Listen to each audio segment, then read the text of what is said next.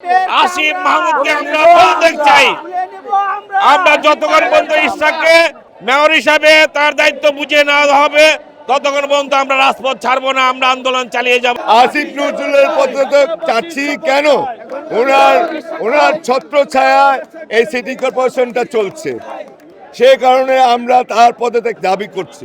ঢাকাবাসীর ভোটের মধ্য দিয়ে ইঞ্জিনিয়ার ইশরাক হোসেন 2020 সালের 2রা ফেব্রুয়ারি ব্যাপক ভোটে নির্বাচিত হয়েছিলেন, কিন্তু ফ্যাসিস্ট শেখ হাসিনা তার নির্বাচনী ফলাফলকে প্রত্যাখ্যান করে তাপসকে বেআইনিভাবে 5 বছর এই নগর ভবনের দায়িত্ব দিয়েছিলেন।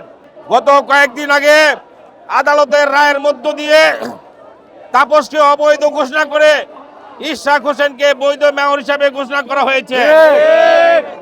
কাজেই আমরা চাই, যেহেতু আদালতের রায়ের মধ্য দিয়ে জনতার মেয়র ইশরাক হোসেনকে জনগণের ভোটের প্রতি সম্মান প্রদর্শন করে তাকে মেয়র হিসাবে স্বীকৃতি দিয়েছে, অবিলম্বে তাকে আজকের ভিতরে তাকে শপথ গ্রহণের মধ্য দিয়ে তাকে নগরের দায়িত্ব দেওয়া হোক।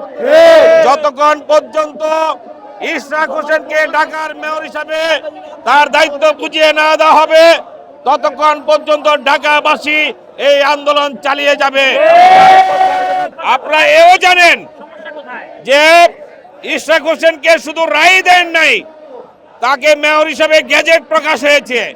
যেহেতু তার নামে গেজেট প্রকাশ হয়েছে, তাহলে তাকে মেয়র হিসাবে শপথ না করানো যে চক্রান্ত, এই চক্রান্ত আমরা প্রতিহত করবো ইনশাআল্লাহ। এবং আসিফ মাহমুদকে আমরা বলতে চাই, আমরা যতক্ষণ পর্যন্ত ইশরাককে মেয়র হিসাবে তার দায়িত্ব বুঝে নেওয়া হবে ততক্ষণ পর্যন্ত আমরা রাজপথ ছাড়বো না, আমরা আন্দোলন চালিয়ে যাব ইনশাআল্লাহ। শপথ পাঠ করানোর যাতে হয়, আমরা এর জন্য আন্দোলনে নেমেছি। ঢাকাবাসী আমরা ঢাকার দক্ষিণের, আমরা তো চাইবই যে আমাদের মেয়র শপথ নিক, কিন্তু আইনত কোনো যদি জটিলতা থাকে তো ওইটা তাড়াতাড়ি এই সরকারের ওইটাকে দূর করতে হবে, করে ওনাকে যত তাড়াতাড়ি সম্ভব শপথ বাক্য পাঠ করানো খুবই দরকার। এটা তার জন্য দরকার, আমাদেরও দরকার, যেহেতু উনি সত্যের জয়, যেহেতু ওনাকে ফেল দেখানো হয়েছে। সত্যের একটা এমন একটা আলো, এই আলোকে কেউ ঢেকে রাখতে পারে না। একদিন এই আলো সব অন্ধকার ভেদ করে বাইরে আসে, তেমনি ইশরাকের ব্যাপারটাও তাই। বাধাটা হচ্ছে বৈষম্য, লুণ্ঠন করতে পারছে অনুপস্থিত মেয়রের জন্য। এই সিটি কর্পোরেশন তারা লুটোপুটি খাচ্ছে, সেই লোভ লালসার থেকে আজকে এই বাধা প্রদান করা হচ্ছে। যদি জনতা মেয়র এই আসনে বসে যায়, তারা ওই সুবিধা থেকে বঞ্চিত হবে। সেই কারণে আজকে এই বিলম্বিত করছে। আমরা অতি বিলম্বে ঢাকাবাসী ইশরাক হোসেনকে, জনতা মেয়র ছিলেন, তিনি মেয়র হিসেবে আদালতের রায় এবং নির্বাচন কর্তৃক অনুমতি পেয়েছে। যেরকম চট্টগ্রাম মেয়র যদি বসতে পারে মেয়রে, ইশরাক হোসেনের মেয়র বসতে অসুবিধার কোথায়? যদি বৈষম্য শিকার হয়, বৈষম্য স্বীকার করার জন্য আন্দোলনে আমরা স্বৈরাচারকে হটিয়েছি। বৈষম্যর জন্য যদি আমরা এই পর্যায়ে আমাদের আবার আন্দোলন করতে হয়, ইনশাল্লাহ এটা দাঁত ভাঙা জবাব দিয়ে আমরা ইশরাককে আসনে বসাবো। আসিফ নজরুলের পদত্যাগ চাচ্ছি কেন? ওনার ছত্রছায়ায় এই সিটি কর্পোরেশনটা চলছে, ওনার ছত্রছায়া, ওনার লোকজন এই ফ্যাসিলিটিস ওনারা নিচ্ছেন। সেই কারণে আমরা তার ফ্যাসিলিটিস লোককে তিনি বের করতে দিতে চাচ্ছে না। সেই কারণে আমরা তার পদত্যাগ দাবি করছি। আমরা গেজেট প্রকাশের পরও আমাদের মেয়রকে শপথ গ্রহণ করাচ্ছেন না কেন?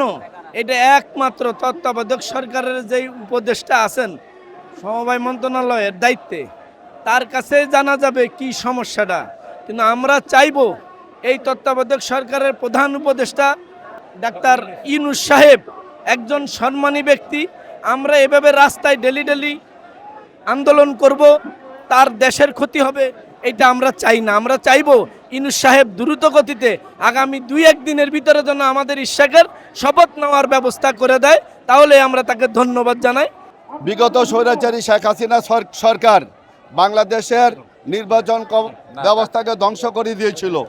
তারই ধারাবাহিকতায় গত মেয়র 2020 সালে অনুষ্ঠিত মেয়র নির্বাচনেও শেখ হাসিনার ভ্রাতৃপুত্র তাপসকে বিজয়ী ঘোষণা করে নির্বাচনে ব্যাপক কারচুপির মাধ্যমে এর প্রতিবাদে আমাদের ইশরাক হোসেন সাহেব নির্বাচনী ট্রাইব্যুনালে 20 সালে মামলা করেন এবং এই মামলায় 5 আগস্টের পরে পরিবর্তিত পরিস্থিতিতে তাকে বিজয়ী ঘোষণা করে এবং তাপসের গেজেট বাতিল ঘোষণা করা হয়।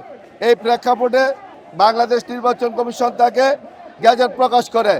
তারপরেও বর্তমান সরকার বিভিন্ন অজুহাতে টালবাহানা করে তাকে মেয়রের দায়িত্ব অর্পণ করছে না, যেটা অত্যন্ত দুঃখজনক। এর প্রতিবাদী আজকে আমাদের আন্দোলন সংগ্রাম।